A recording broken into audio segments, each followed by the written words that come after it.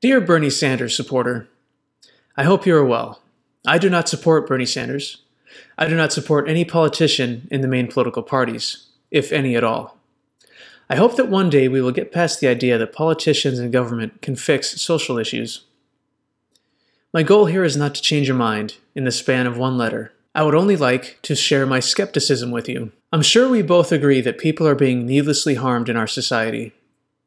In this, we share the same goal. Before deciding how we need to fix problems in our society, we need to think about the concept of we. The passionately divided political landscape proves that there is no we. Any policy enacted by the government will be opposed by a sizable portion of the population. Your policy preferences, should they be adopted, will be forced onto unwilling individuals. Are we to say that the ends justify the means? Does political might make right? Bernie Sanders often talks about his policy stances as it relates to morality, especially when he speaks about increasing access to healthcare or college education or a number of other things. Let's assume that his ends are moral and good. What about his means? Is it moral to use the democratic in his democratic socialism to get his way? Democracy, by its very nature, is the majority forcing its will on the minority. It's just a nicer label for authoritarianism. Is it more righteous to bring on volunteers to your cause or to conscript the unwilling? Do the ends justify the means? I think you and Bernie Sanders would find many willing allies in society if you only chose to use persuasion and created organizations to help those that you wanted to help. Is government mandate the only way to help others? Of course not. In fact, coerced charity, by definition, is not charity, even if it appears that the ends are similar. Bernie Sanders is right to be angry at big business. The only problem is that his solution involves force, and that rarely works. The government gives out too much money and special privileges. That should be greatly reduced. I'm thinking to around zero. The ability of the government to grant special privileges and to regulate are opposite sides of the same coin. In order to remove the government's ability to get in bed with big business, you must get rid of the powers that draw Wall Street to Washington. Leading up to the market crash of 2008, there were hundreds, and still are hundreds, of government agencies watching over the financial industry.